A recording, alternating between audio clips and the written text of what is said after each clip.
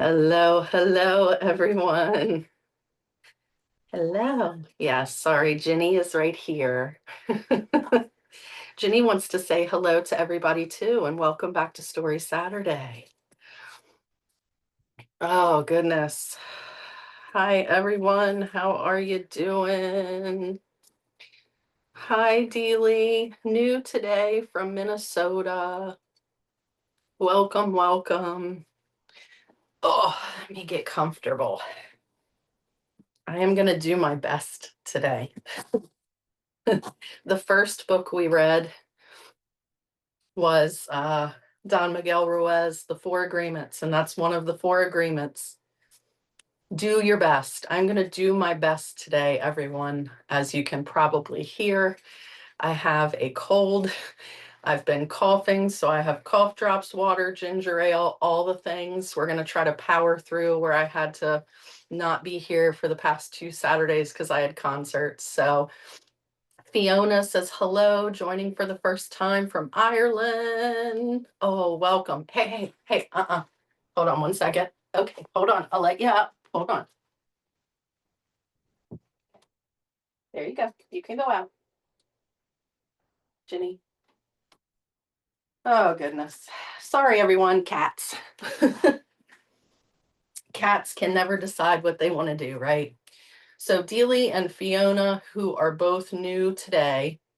Yes, Deely says the best is all we can do. Absolutely. The best is all we can do. So for the two of you who are new, we have been reading the Akashic Records Made Easy. Chapters, each chapter, one chapter a week at a time. Today we're on chapter 5, Records of the Past Revealed. Whether you've been here or not before, doesn't matter. You can still come in, listen, and participate. Not having been here for the previous ones doesn't mean that you still can't get, something out of this today as well, because she does tend to, repeat some important things, especially before we're doing any type of like practice or something like that. And then if you enjoy the book, I am recording these, so they are available for replay. So we're going to give it just another minute or two, not too long, before we get going, because I did have a bunch of people RSVP. Well, not a bunch, but more than what's here right now. I had RSVP. So basically, for Deely and Fiona, I will just let you know. So up until now, she's just been talking about the Akashic Records, what they are, how we can kind of tap into our own personal records and things like that. Last week, we identified, well, not last week, sorry, 2 weeks ago, 3 weeks ago now, the last chapter, let's say it like that. The last chapter that we read was chapter 4. And that was when we really kind of looked at different areas in our life and where we identified patterns or things like that we want to really identify what our possible past karma is, right? What our contract might be with that has us kind of repeating similar patterns or different things in different aspects of our life. So again, you probably can do that right now, right? I feel like we all can probably do that. So this week we're going to be talking about records of the past revealed, like our recorded trauma, different events and things like that. And then karmic repetition, karmic compensation, retribution, things like that. And then I'm going to lead everybody on a guided meditation where we are going to find a karmic cause in our Akashic records. So we're going to cross fingers, voice and coughing holds out for all that. So if everyone is ready, I will go ahead and get started. So the book is Sandra Anne Taylor, The Akashic Records Made Easy is what we're reading. And again, it is chapter 5. All right, let me take a sip of water. All right, here we go. So your personal records are vast. Your eternal soul glides on the currents of time, moving through centuries and individual personalities, yet maintaining its intrinsic spiritual identity. Within the consciousness of your soul is a record filled with information devoted solely to you, from the beginning of time to the present and on into the limitless future. Whether you are aware of it or not, your consciousness carries the codes that are written in your records from lifetime to lifetime and your present life. This very moment is being influenced by and is influencing your eternal record. Energetic vibrations, beliefs and conclusions, emotions and memories, all of these experiences from previous lives contribute to the resonant signature that is vibrating in your own unique record. These past life records can be housed in your physical cells, in your life force energy, your eternal history from the source of your spirit through every embodiment up to this very moment helps to shape the person that you are today, as well as the events and people that you are likely to attract in the future. Your recorded karma. So life after life, right? Your karma gets recorded. The code that is yours alone embodies who you are and what you've been through and all your responses to the events in your lives. These karmic records drive your energetic makeup. Your soul's intention to experience life is filled with the excitement of adventure and also with the desire for deep understanding, growth, and enlightenment. Karma is not punishment, not a disciplinary action given to you from above. It's the soul's process of learning, evolving, sharing, and growing. Your karma may be written in the records, but it's not written in stone. It's your soul's unique design to help you shift into higher levels of consciousness. Karma is an action with many purposes and lessons. Your energy patterns can be understood, returned, or exchanged to give your soul room for expansion. Understanding your karma allows for flexibility and movement of energy. These shifts and movements in the records and in your present life then influence your consciousness and, of course, then your future. So, by learning the lessons and acting upon past and present patterns, you can bring healing to your life now, to the future in this life, and for lifetimes to come. All right, now we're going to talk about past life purpose. Reading the records of our karma can give us guidance in clearing up the messiness of our present lives. First, we can access past experiences to understand the energies involved. Second, the records can reveal vital lessons that are important for us as individuals, helping us achieve growth and loving enlightenment, as well as assisting in the expansion of love and enlightenment in the universe. The recognition of the intrinsic value of yourself and others is an important lesson and record directive for the action of your current life. This shifts your consciousness and writes new present records that will create happier results. These harmonic vibrations resonate with universal action, opening the door to greater blessings and releasing the old karma that may have kept you stuck. If, however, you resist the lessons that the records reveal, situations may be put into play that force you to deal with the required change. Keep in mind, there is no bad karma, just energy returning. You may face difficulty after difficulty, all of the same nature, not as a form of punishment, but as your soul's intention for change. But your willingness to look into the past and shift your behavior in the present would complete the lesson, rewrite your records, and preventing more problems in the future. There is no truer words that have been spoken than those 3 paragraphs, right? No truer words. This thing right here, right? This thing right here sometimes gets in the way. And we're like, why are all these things keep happening to me? Why is this da da da da da da da da, right? It's because we're not paying attention and we're not learning the lesson.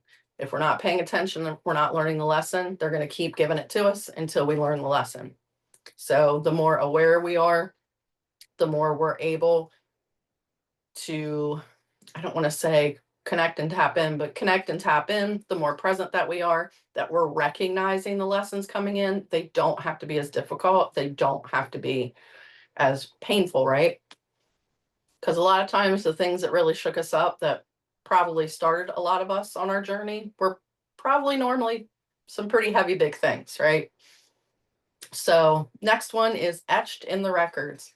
It is said that every moment, every thought, experience, and choice is written in the Akashic Records.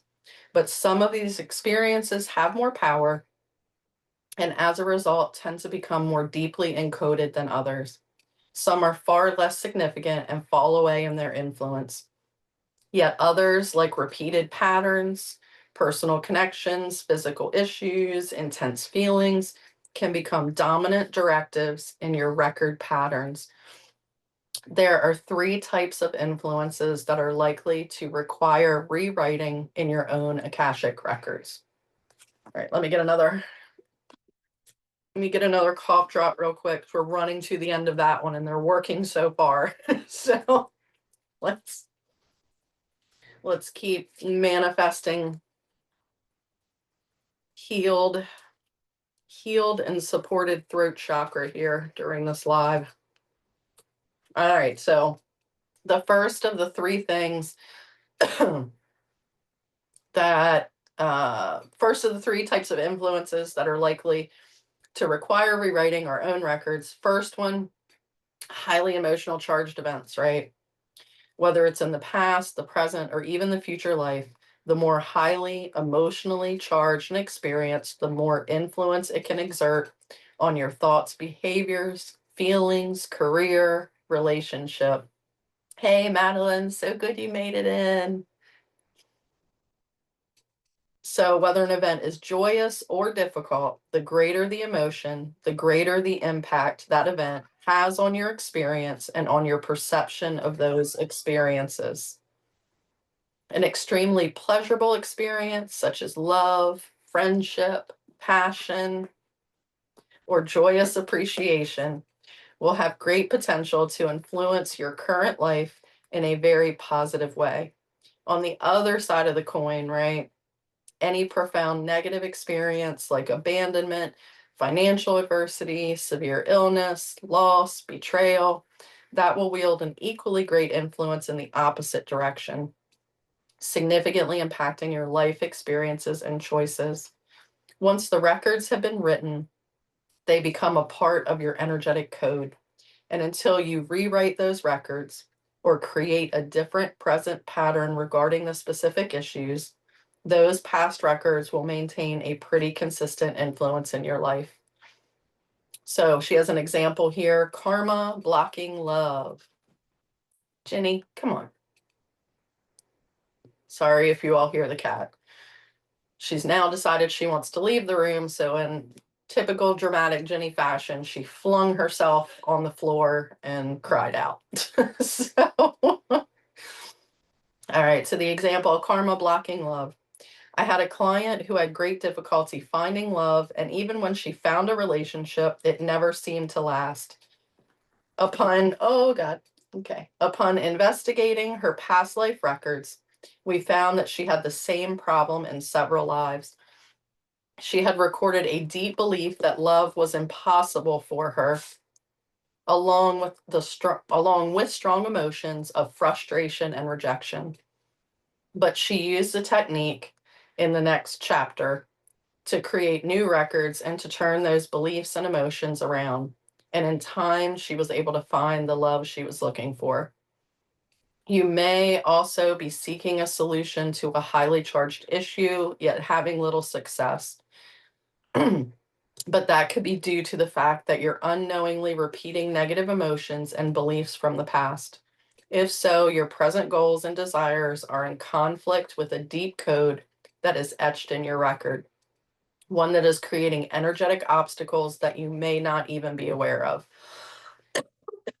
I can attest to that one. Thank you. Thank you. Thank you, Madeline.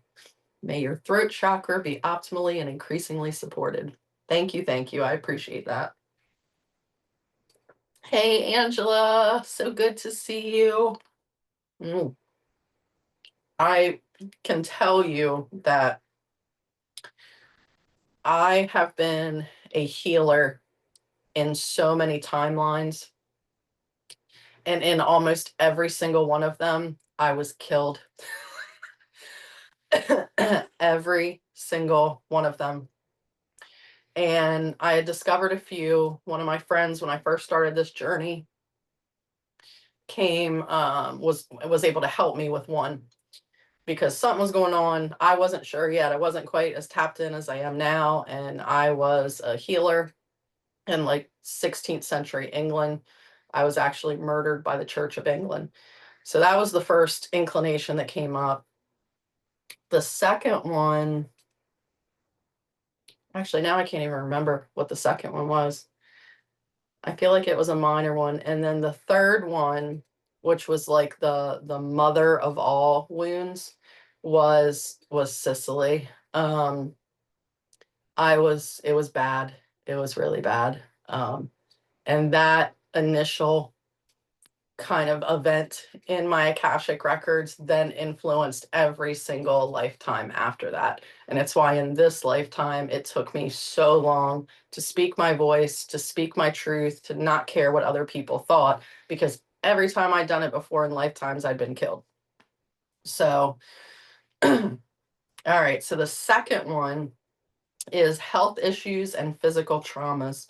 So, as we saw in the last chapter, some present day problems can be signals of body traumas from previous incarnations. These experiences are not only written in the records, they are also likely to be encoded within your cellular consciousness, creating an undercurrent of physical or mental disruption within your subconscious memory and your physical patterns. So, the example here says waterlogged. I once had a client who nearly drowned in a previous life and was suffering from asthma in her present life. She had a debilitating phobia of water and, of course, refused to go on boats. But she also had experienced severe anxiety and even panic when taking a shower or a bath. After working on clearing her fear and rewriting her records, her asthma was greatly reduced. And although she still had no desire to go boating, she was now comfortable in the bath. Many challenges that you face in this life can come from the records of your unknown past. Physical abuse, mental or emotional attacks, or even past life accidents can contribute to your physical experience in this life.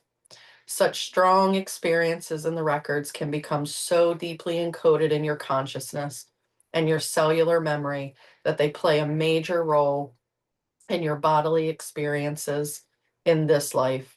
Of course, not every physical problem is rooted in a past life source, but the threads that are connected to your serious or chronic conditions can often be linked to the highly charged physical events recorded in your past. An extension of this truth can be seen in the recorded information of past life deaths. Both the timing and intensity of death can become a part of your record and a part of your present influence. If death is untimely or abrupt, significant disruptions to the path of the soul and its intended lesson could compel the spirit to return immediately. The spirit comes back with the records left intact upon his or her death, along with the emotional and physical code that was created through the death experience itself. So this example is fear of fire. I have a friend who had a dream that she had died in a fire, yet she could tell it was a past life experience because of the old-fashioned style of clothing. She then realized why her whole life had been filtered through a fear of fire. In fact, whenever she would travel, her first activity upon checking into her room would be to investigate where the exits and fire escapes were. Of course, death is an emotionally charged issue at any age, But when it comes to the young, it is especially compelling. The soul not only wants to experience life's pleasures, but also wants to complete its lesson plan for this time around. Youth, by its very nature, is very exciting and highly emotionally charged. When a life is cut short, it creates a compelling record directive, often causing the soul to long to rejoin the adventure right away. Death coming during old age is less likely to be as emotionally charged, but there is usually still a desire to hold on to the glorious experience of life. But at this point, one's records are filled with a myriad of experiences, including love and loss, joy and sorrow. As a result, the soul is often ready to reconnect with its loving source. When the readiness to move on is much greater, the record of trauma or difficulty is far less influential. All right, so the third area is relationship patterns. So, as she talked about in the last chapter, some of the most significant elements in your records of your soul are patterns of relationships from lifetime to lifetime. These unknown records from your past may be a powerful force in your present. The relationships of a husband and wife, parent and child, friend and friend are filled with countless events peppered with pretty much every emotion, from deep love to extreme anger, from exhilarating joy to heart-wrenching rejection. In answering the relationship questions in the previous chapter, you probably saw some repeated emotional patterns that may be uncomfortable for you and that you may want to change. If you haven't thought about that, or if you haven't investigated those relationships, she's recommending doing that before starting the exercises in the next chapter. So, like I said, if you haven't come to this before or new or missed the session right before this one, you can always go back and rewatch that. You can just go to my About section on Insight Timer, scroll to the bottom to my link. So the records will also reveal important connections between the emotional patterns of your past relationship and intrinsic conclusions about yourself and others. So this example is rewriting love. For example, hey, Deanie, how are you? Excuse me. There it comes. First, I think first cough. First cough, though. We made it 22 minutes. All right, rewriting love. For example, one client who experienced chronic mistreatment from her parents in this life grew up to have serious doubts about her self-worth. Those doubts made her shy and retiring, and her adult relationships were pretty much non-existent. We found that these experiences were also written in her past lives, and they dominated her emotions and self-view in the present. She was able to rewrite both her present and past life records, and she used affirmations and other exercises to change her history and her conclusions. It took some time, but she's now in a happy relationship with a beautiful baby girl. Your Akashic records can reveal very specific information about the past life events that are influencing the relationships, the physical issues, and the emotions that you're experiencing in this life. You can change your unwanted patterns from the past and reclaim the power of your eternal truth. In fact, if you want more strength, more ability to speak up and receive respect, if you want more autonomy, more freedom, or even just more peace or passion, all of these things are achievable when you learn how to rewrite the records of the past and choose to create powerful records in the present. When purpose piles up, so each and every lifetime brings a plethora of experiences that become the gateways to our emotional growth and self-mastery. Through this energetic process, every soul evolves and brings specific purposes directed toward that evolution. The experiences that we learn from give us a roadmap, our soul's roadmap, right? Guiding us forward in our lives. As time flows on, our consciousness becomes more complex, and our reactions become more layered. It is part of the purpose of record investigation to peel back these layers and uncover our soul truth, bringing healing and recovery to previous pain or present difficulty, both for ourselves and for others. In fact, it's the patterns of our present life that our soul longs for us to focus on. When unhealthy situations and reactions persist, it's a sign that we need to learn from the past lives how to have the courage and the strength, right, to release our negative cycles. It's helpful then to understand what kind of causes keep our karma coming back. So there are three main karmic causes. One of the reasons your soul chooses to incarnate is purely out of the desire to experience all the glories life has to offer. There are wonderful things to see, right? To feel, hear, do. And the soul is drawn to this earthly realm to take both the sweet and the bitter. In fact, the soul longs for the adventure of it, and it's willing to experience all the colors and energies that the universe sends its way. But in addition to simple experience, the soul knows that each incarnation brings a great potential to learn and grow. Through the perception of the soul, our difficulties become opportunities, pathways to deep understanding and greater connection with our eternal identity. These opportunities come in the form of three major karmic causes: repetition, compensation, and retribution. So these three karmic causes can actually become compelling, yet often unknown forces in determining our destiny. And the Akashic Records will not only reveal what the specific influences are, they can also demonstrate what we need to do to change our unwanted patterns. So the first one, karmic repetition. Since part of the reason the soul comes to this life is to experience pleasure, it also longs to repeat those pleasurable experiences. We are drawn to come back to feel the wonderful sensations of love, intimacy, music, food, art, sports, and all sorts of sensory enjoyment. As a result, we can come back lifetime after lifetime with the intention of joyful repetition. Unfortunately, the karmic cause of repetition becomes an opportunity for learning and growing when the longing to repeat turns into attachment. We can become attached to such things as people, alcohol, food, gambling, sex, or any number of activities that may start out as simple pleasures but can turn into unhealthy addictions. In fact, many present life addictions are rooted in the repetition of past life experience. These records reveal that when we love the feeling that something or someone brings to us, we often inscribe the assumption in our records that this makes me happy. This assumption then becomes a driving force in our lives, even if the happiness is short lived and the attachment actually leads to misery in the end.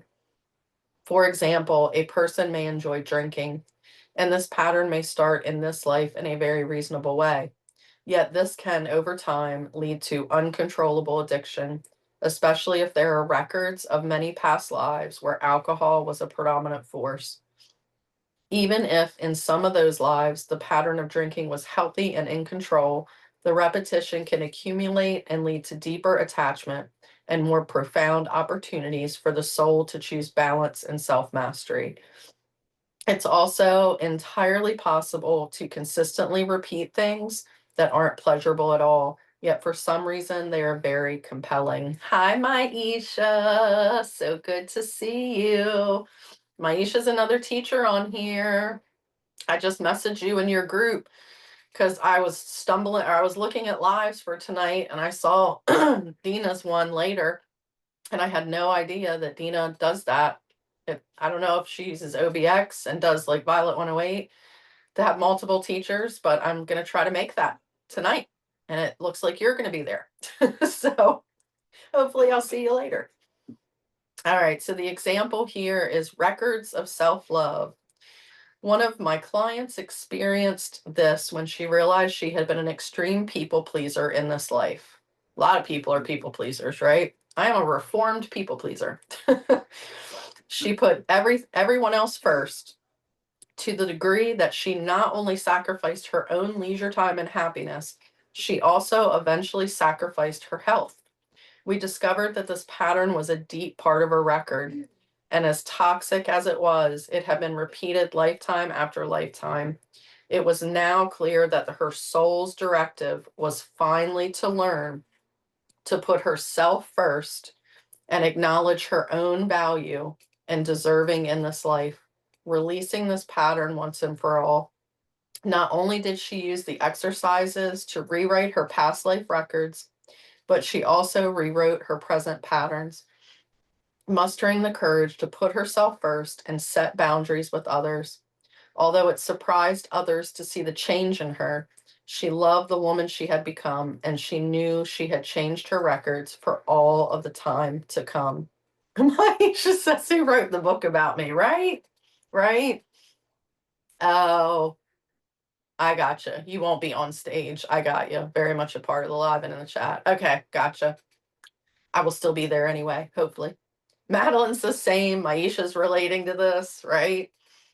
So this is a big part of your karmic purpose, right?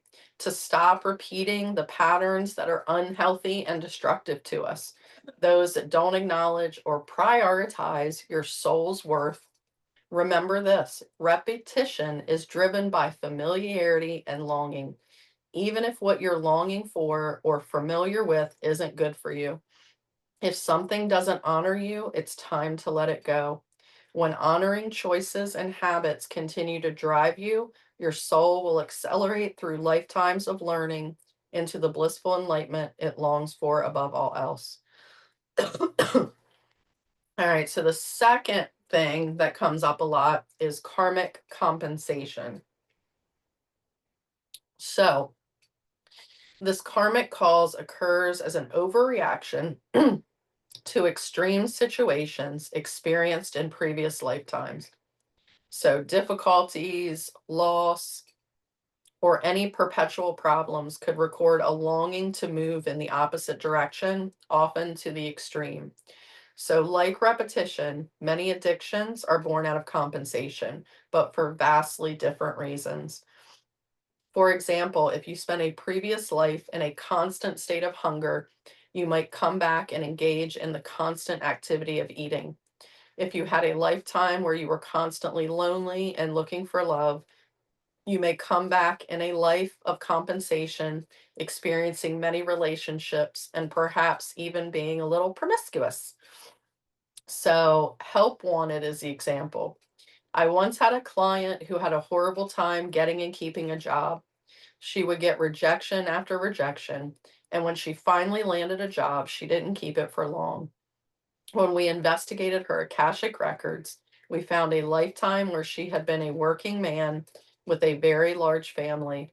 In that life, she had to work 3 or 4 jobs at a time just to keep the kids fed. She was exhausted and resentful, for she never got to see her family. She constantly thought, I wish I didn't have to work so much. I hate all this work.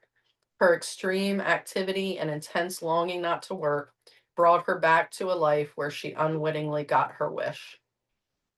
So, any record of perpetual longing could bring back a life of compensation. In fact, it's not uncommon to go back and forth from one extreme state to the other over and over again. So, for this reason, it's important to be conscious of your attitude toward your present experience. Let's say, for example, that you have a weight problem as a compensation for previously living in a period of famine and hunger. If your present attitude is filled with self judgment and the desperate desire to be thin, you could come back in another compensatory, can't say the word, compensatory life where you are anorexic or perhaps impoverished and unable to attain food. Where karmic compensation is concerned, remember this: any extreme imbalance can lead to a life of compensation. It is therefore important to work on creating balance in all the areas of your life, including your thoughts, behaviors, and daily choices. When given the option to focus either on longing or lack, or on value and appreciation, gratitude will write better records and garner greater karmic results every time. All right, so the third and final one, karmic retribution. So the word retribution may sound like some sort of universal payback, right? But it's not. It's simply a return of your own energy, your soul's choice to experience something that you may have put forward in the past. In other words, if you have been hurtful to somebody, you might choose to come back and receive the same kind of energy and treatment from that same person in a different capacity in this life. It's not that you're being punished for your misdeeds, just that your soul wants you to know what that type of experience feels like. The fact is, we can play these weird role reversals with the same people over and over again, bringing similar energy to each other, yet merely playing different parts. This kind of jumping from part to part happens most often in romantic relationships and in the relationship of parents and children, but it can also happen in other relations, such as work or friendships. Mistreating your own child, damaging their self esteem, and making them feel unsafe and powerless in the world is a deep karmic cause. The child who receives this kind of treatment often responds with resentment and deep seated anger. Both the resentment and the mistreatment are energetic causes for following lifetimes, causing the souls involved to come back together, either switching places or repeating it all over again. The same can be true for romantic relationships. Criticism, hostility, or cruelty between two people who are brought together to love each other can record some crazy karma. The one who has been mistreated could come back with longing for that very person all over again, hopeful of finally receiving the love they didn't get the first time around. Or it could cause the couple to come back, switching places and grasping for power in any way they can. Karmic retribution does not only take place in these kind of close and intimate relationships, it also includes your attitude towards other individuals and groups. Mistreatment, judgment, or prejudice are very hostile energies to perpetuate in the universe, and they are bound to be recorded and returned to you in the time to come. Your choice to look down on others you perceive as being less educated, less equal, or less worthy than you for any reason will reach into the records of your future lives. Your judgmental attitude now could set the stage for you to come back in that very same life circumstance as the people that you are presently judging. Where your karma is concerned, it's important to understand this energetic truth. That which you judge, you will experience. Your negative view of others dismisses their soul value, which is the true source of their eternal identity, no matter what circumstances they may be experiencing in this life. This goes against the core of your soul's intention, which is to see the divine value in everyone, both in yourself and others. The fact is, we all share a beautiful legacy, the divine spirit of our loving source in any life, in any identity.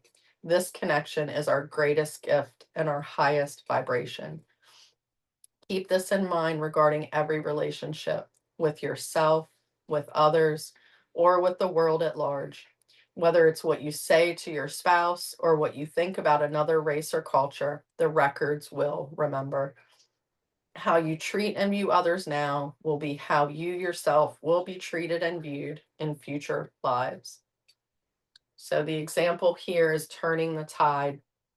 One of my clients used the following exercises to find the karmic cause of her own submissiveness and her husband's hostility. When the book opened, she saw a past life where she had been verbally brutal to him, constantly demeaning him. She realized this was a life of retribution, and her soul wanted her to know what such treatment felt like. She learned her lesson, though, and determined never to treat someone like that again. She also realized her past life patterns were either to shut up or to scream in hostility. So she decided to deal with her husband assertively and lovingly. firmly demanding the respect she deserved. She knew she turned a karmic corner when she was able to speak up respectfully instead of shutting down. Mm, all right. So that is it for the chapter. And now we're going to move into the exercise. So, sorry, I'm trying to get the last of this cough drop because I definitely don't want to be coughing during this, where it's basically like a guided meditation. So, the exercise at the end of this chapter is finding a karmic cause in your Akashic records. So, we're going to go to your personal hall of records. So, for the next minute or two, think about which issue, relationship, problem, something that you want to determine the karmic cause for. Pick one item only and consider how you want to phrase the question, such as, like, what is the karmic cause of my alcohol addiction? What is the karmic cause of my fear of heights? So, over the next minute or two, just kind of sit and think about one question that you want to try and get answered from your Akashic records today. My advice, especially if you've not been here this whole time and listening to the previous chapters, is don't necessarily pick something that's like a 10. If you've never done this before, don't pick like a 10. Pick something that's around like a 5.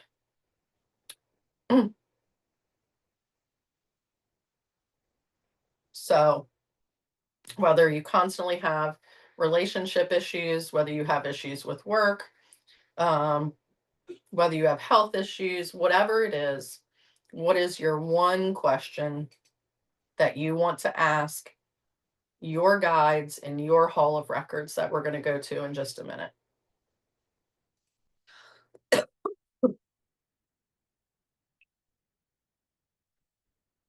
Okay, and I'm going to throw one more cough drop in my mouth.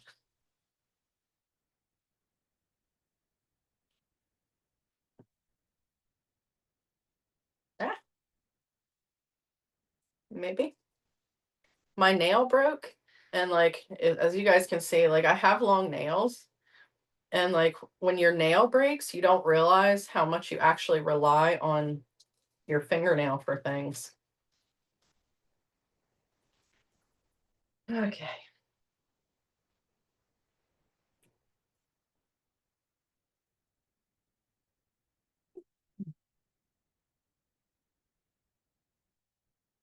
All right. So are we throwing hearts up because we're ready? Are we ready? So I'm gonna, yep. All right. So if everybody has their question, throw some hearts up. Keep throwing the hearts up so I know we're ready. All right. So we're ready. All right. So just like regular guided meditation, no right or wrong way to do it. You can sit, stand, lay, eyes open, eyes closed. If you feel safe and comfortable to do so, does not matter. So however you're going to position yourself, go ahead and get comfortable right now.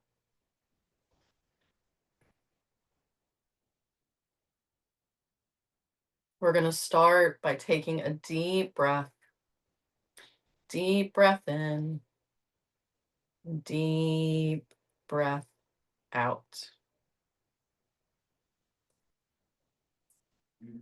Let's take another deep breath in. See if we can get the breath all the way down to our sit bone, to the root chakra, grounding in to the power of Mother Earth. Release the breath, any tension. Let's take one more big grounding breath in. Releasing anything.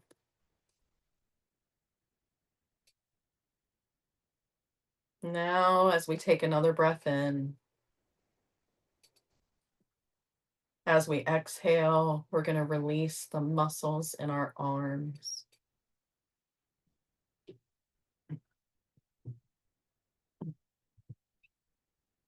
We're going to breathe in again. And as we exhale, we're going to release any tension in our back.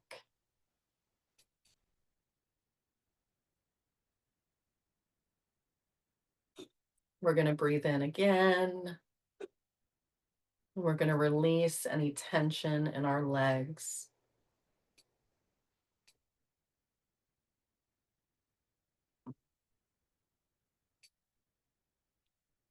Let your breathing go back to normal. Follow a natural rhythm.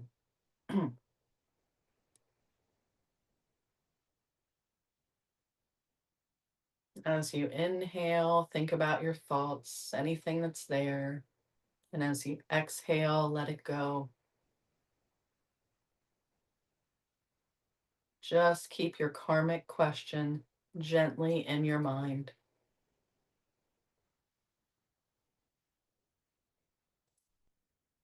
Let's take another deep breath. And as you relax further, let your consciousness drift down into your heart center.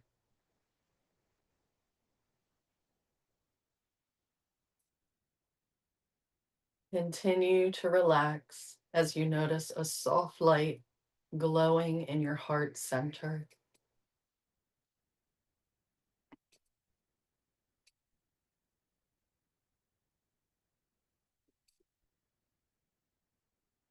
As you feel the peace of this light filling you up, you notice a stately building in front of you. Above the door is a sign that says, "Your Hall of Records."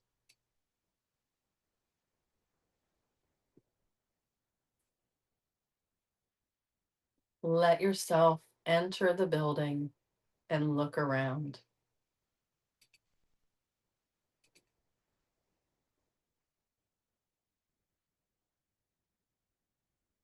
You see tall shelves of books on each wall, and in the center of the room is a tall wooden table or podium with a beautiful large book on it.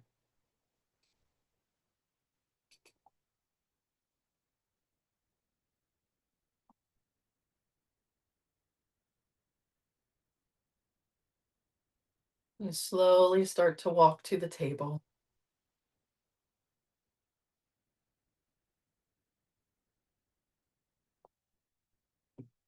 When you arrive at the table, you look at the book and you see your name on the cover with the words, "Your Personal Records."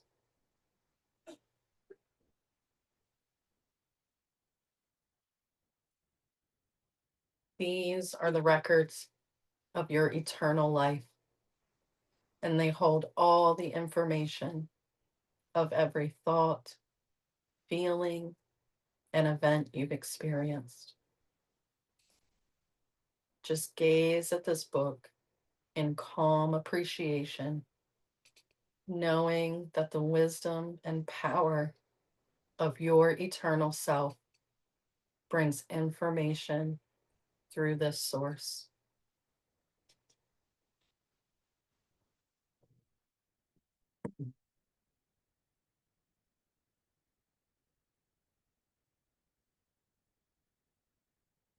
Now bring to mind your question.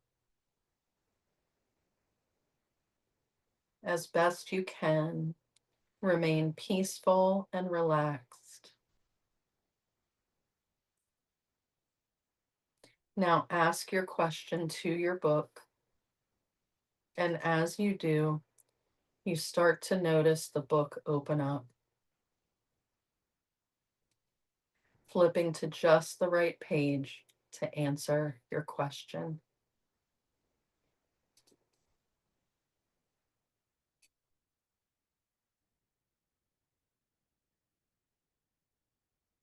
You notice the book settle on a certain page.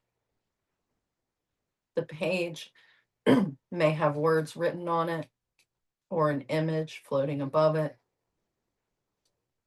Let yourself see or sense, feel whatever feels natural to you. Either way, this presents a source of the issue you asked about.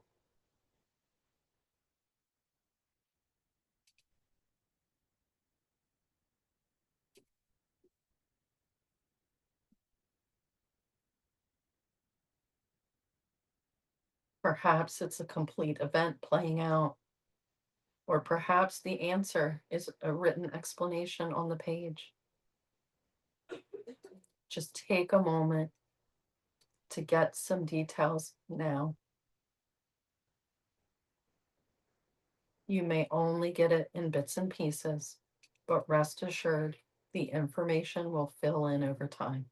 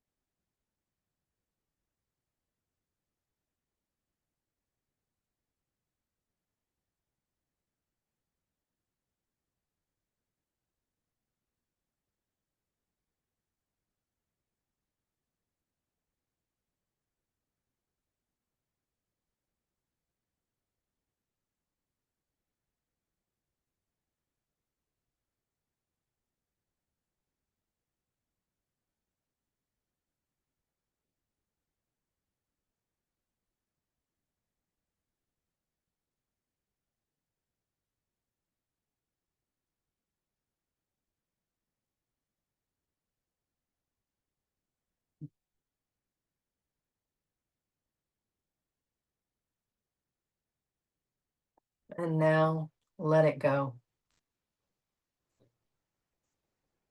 See the print or the image fading away, and you start to notice the pages of the book are flipping again. The record book is about to tell you what type of karmic cause this is. And when the book falls open again, you will see just one word on the page, either repetition, compensation, or retribution. Let the book fall open now and see which word you get.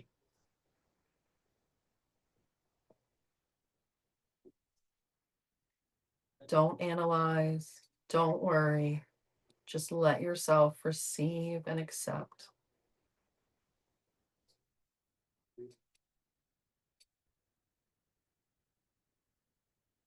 You may intuitively know what this means, but you will also receive deeper understanding about it as time goes on.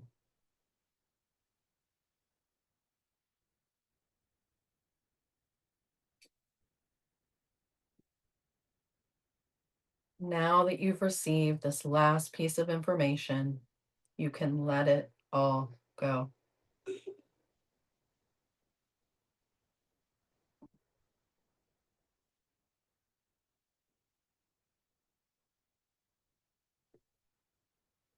Watch the book slowly close.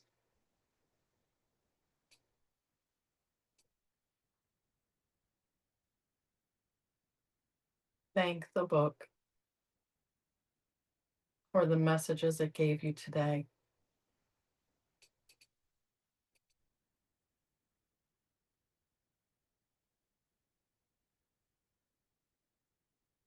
Know that you can come to the Hall of Records anytime. Your book is always here, always ready to inform and guide you.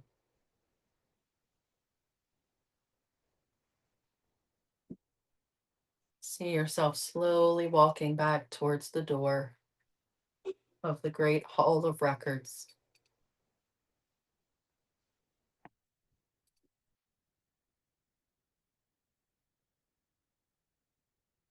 As you arrive at the door, turn and look over your shoulder, taking one last look to remind yourself that your personal book of records is still there and is always there and is always available to you.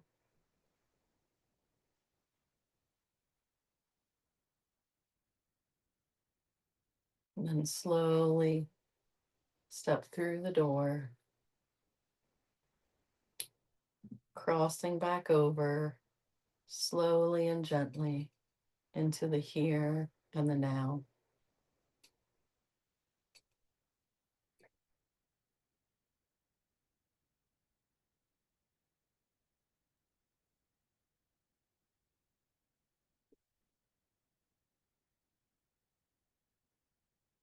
You can wiggle your toes and fingers.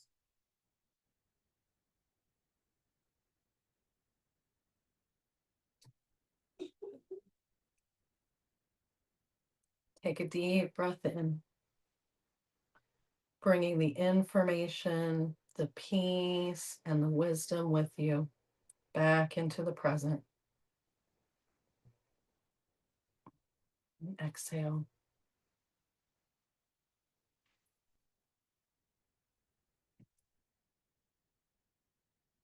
And take your time.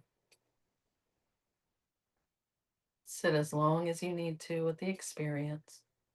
Don't try to analyze. Just accept the messages and know that if you don't get the exact meaning today, it will continue to come with time. Deeper clarity, deeper meaning.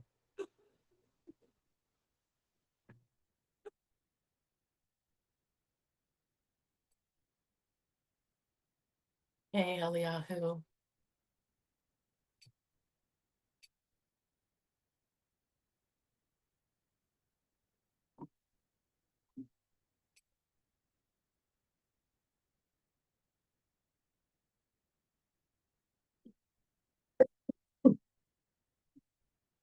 Yay, I made it to the end without coughing. All right, I see hearts. Hearts telling me people are coming back into the space. Hey, Catherine. So good to see you. I'm so happy you made it for a bit too. I just put in my lives, Catherine. 2 more lives for the Sedona retreat, so that hopefully we can get our 6. All right, everyone. So that exercise, she calls it a exercise. It's pretty much like a guided meditation, right? So that exercise kind of introduces us and gives us a glimpse into just a little teeny bit of what the Akashic Records can do. It gives us a glimpse of a karmic cause to an issue that we're working on. So in the next chapter, there's going to be more techniques that you can use to shift any difficult pattern or relationship you desire. The beauty of the Akashic Records is that all the information you need is there. If there are past life influences, no matter what the problem may be, you will be able to ascertain that influence and get information on exactly how to change things. So that's the beauty of the book. She just deepens it and gives you more techniques and more skills and more guided meditations to do to be able to really use your personal Akashic records to be able to work on these things. So in closing, she says, even if you only want to take action in your present life, you can receive that guidance as well. You are a powerful entity who has the wisdom and deserving of the divine within you. All the solutions you seek are held within the eternal records of time and space and in the records of your own eternal soul. Open your heart and mind to the endless possibilities waiting there and to the many wonderful surprises your soul has in store. Oh, I am not. I am not, Emily. I am not. I'm sick. I was trying to make it through this because the last 2 weeks I wasn't able to do it. It's a weekly series, and the last 2 weeks I wasn't able to do it because I scheduled concerts on back-to-back weekends. So I have a cold and I'm coughing, but I didn't want to cancel. I didn't want to cancel. So I've got water, ginger ale, cough drops. So I was trying to make it because I wanted to be here for everybody because I really enjoy this. So, and also I knew this chapter wasn't super long. So I was like, okay, you do not sound well at all. Catherine says, I know, thank you. I know my cheeks are so red because I'm hot and I'm all flushed. But don't worry, it's okay. I will be okay. I will be okay. Um, so that's it for chapter 5. So next week, I think it's been approved already. It should pop up when you end this live. So next week, we're going to be moving into chapter 6, which is changing your past can change everything, right? So we're going to really get ready to view past life records, not just answering a question, really deep diving a little bit more into viewing the past life records and choosing focused intentions for your records investigation. So whether it's, oh, she gives a lot of tips for going back. Oh, this is a short chapter. Oh, no, it's not. We have an exercise and then we have 2. Oh, wow.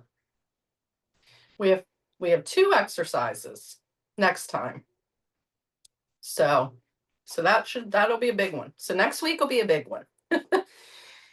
What does Eliyahu say? I have a fun fact for everyone. Oh my God, you're in South Korea now?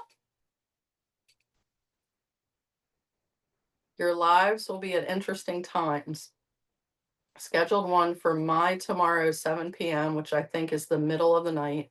But then the following day, I have one at 10 a.m., which is 30 minutes from now. So hopefully that works for people in the States. Yeah, I don't even know. What time is it now? My phone is recording this. I know. Oh, we need to chat. We got to catch up. Got to catch up, Eliyahu. Need to catch up. Yeah, that is interesting. With times, I've been thinking about that too because I think I've kind of zeroed in on the place for me too, and trying to figure out, that's a little ways off for me yet still, but figuring out time difference and things like that. So yes, very cool, Eliyahu. Very cool. Hopefully I feel like the nighttime ones definitely will be able, your normal crew that comes should be able to make the nighttime ones for sure. So, all right, everybody. So next week, we're moving on to the next chapter. I do this every week, Story Saturday, 7:33 p.m. Eastern Standard Time. I've renamed my Wisdom Wednesday.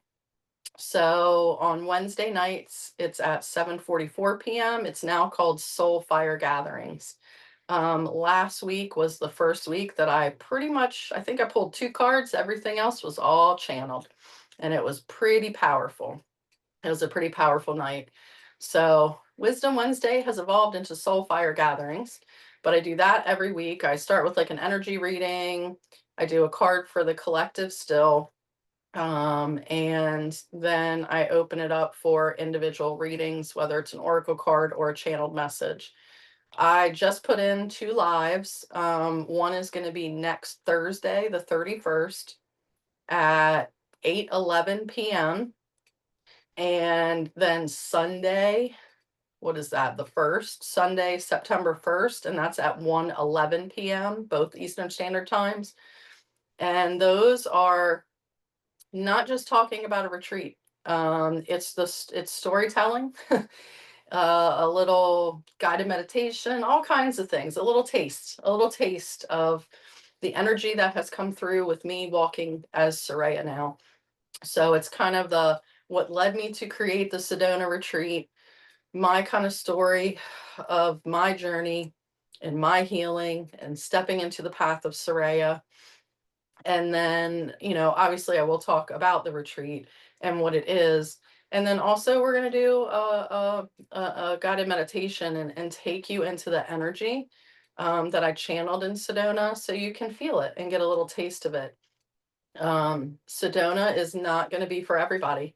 But this live is gonna, they're both pretty much going to be the same thing. So that's why I tried to pick different times.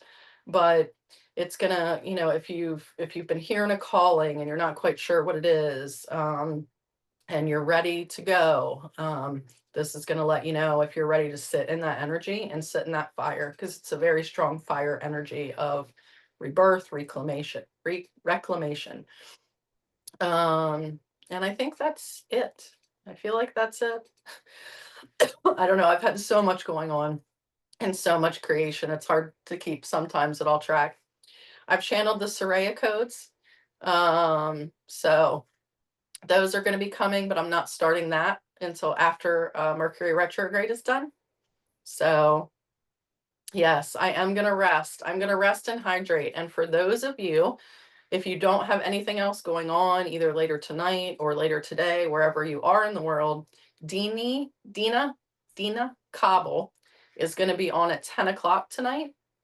And Dina Cobble is also going to be talking about past life experiences with some teachers. Maisha, who popped in here earlier, there's apparently a really funny story about them and a past life moment they shared. John Energy, another wonderful teacher on here. Carol Lawrence. So Deanie's also going to be talking about past lives and things like that and share kind of some stories. So I'm looking forward to that. I should hopefully be able to attend. We shall see. Even if I'm just listening, I want to be there. But all right, let's see. Yes. All right. So Eliyahu and Sunset are talking. Oh, you're in the same place. How cool. That's awesome. See, we find our soul tribe. Sunset happened to be in my live. Eliyahu happened to be in my live. Eliyahu happened to mention South Korea. And look at that. This is how we find our soul tribe, right?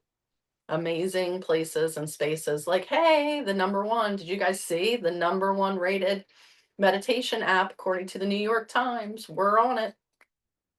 Feel very blessed. All right, everyone, I am going to get off here. I am going to go hydrate, bath, and rest.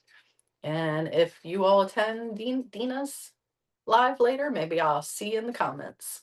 All right, everybody, I hope to see you all again. Take care.